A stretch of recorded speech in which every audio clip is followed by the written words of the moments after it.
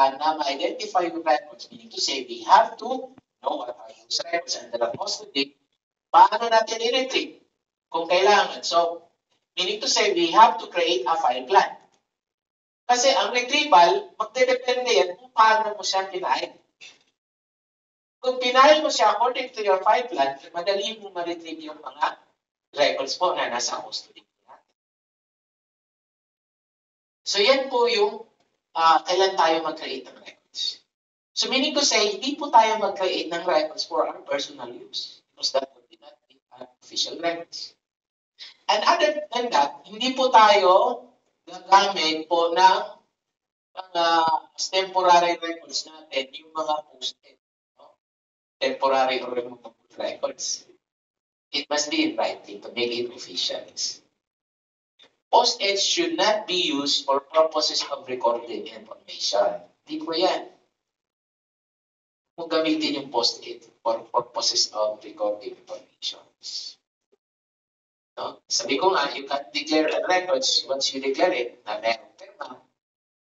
Kasi pag puro lang listahan, walang perma kung sino gumawa ng listahan, you can consider it as a records. Now, what are those non-record materials?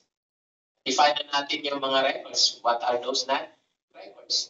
These are what we call non-records material. Una, extra copies of document preserved for only for convenience or reference. Mahilig tayo dito.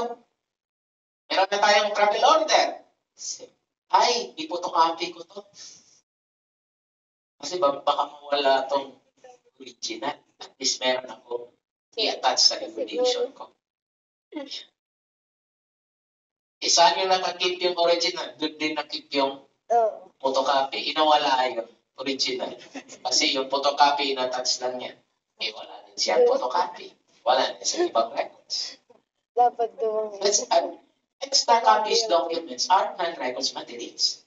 For example, gagawa po tayo ng communication. Depende po yan sa policy nyo. If the policy, kung sino yung gumawa ng communication, doon ikikip.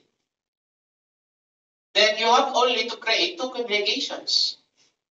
Either one sent to the archives, to the, let's say, to the other agency, and one is being kept by the agency. Tapos, kasi sir, meron pa kami, kasi minsan, yung record section nakikip. Then you have to determine on your policy. Ay, kung nasa policy nyo na ang yung mag-keep is yung record section, yung nag-create ng records, na communication na yun, magiging extra copies lang yun. Provided na officially filed yung communication na yun sa record section. Pero, if nasa policy nyo, kung sino yung gumawa ng communication, at doon naka-file sa kanyang division o section, doon yung ipa-file officially. So, magiging extra copy yung nasa records. Pwede nyo i-dispose yan, provided na yung official copy nandun sa section or division concerned. Ngayon tayo sa mga extra copies. Second, publication or process document. Anong office ba yun? Nagtanong sa akin, naghingi ng technical assistance. Meron daw sila mga scrap na kinain po na mga alay. Sabi nila, ask po tayo ng assistant sa NAP. Sabi ko nga, scrap are merely publications. Mga libro lang po yan. Wala po kaming jurisdiction po yan. So, paano namin ito i-dispose? You have to ask your OWA because that is still a property. No? Tanong niyo sa OWA. Sabi ko nga sa kanila. Mga scrap. Sayang naman yung mga scrap yun. Kasi kinain lang ang no? Yan.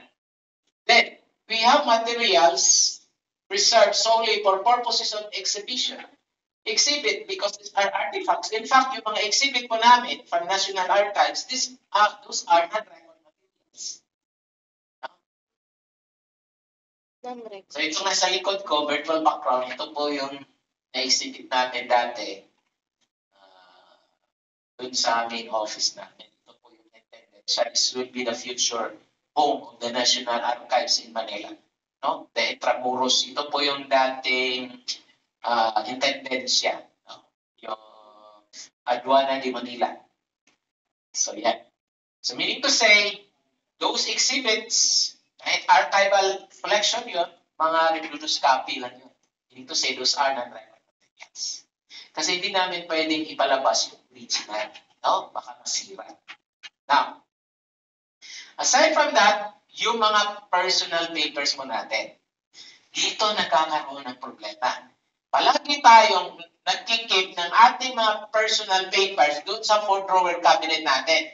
At during the retirement natin, hindi natin dinadala. Sino yung mga problema? Yung mag-a-assume sa position mo.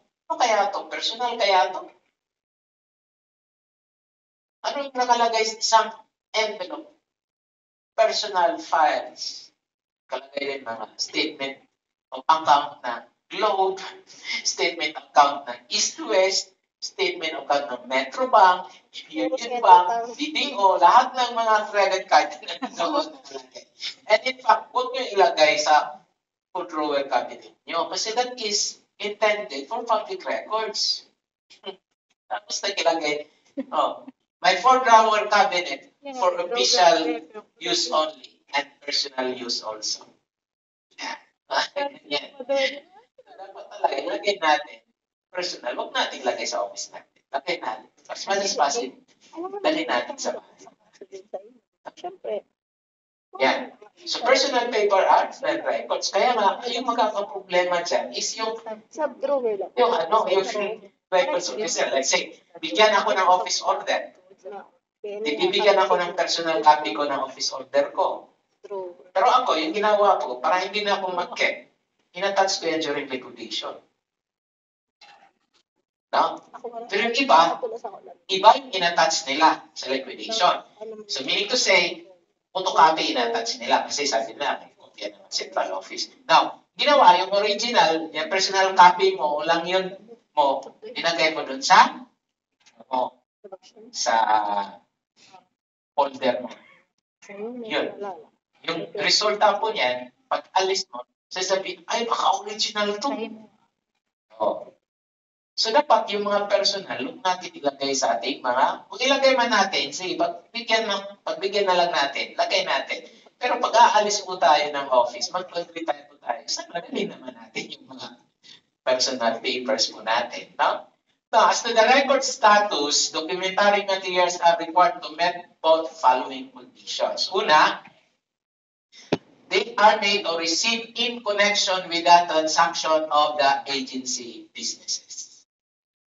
So, dapat ang mga records na sa i-trade natin in line sa ating operations. So outside ng ating operation, that would be constituted as our non-records material. It might be draft.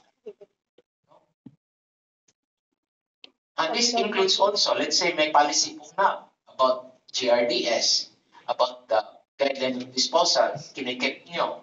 And that could be considered as your records because that would be your reference on how to dispose your public records.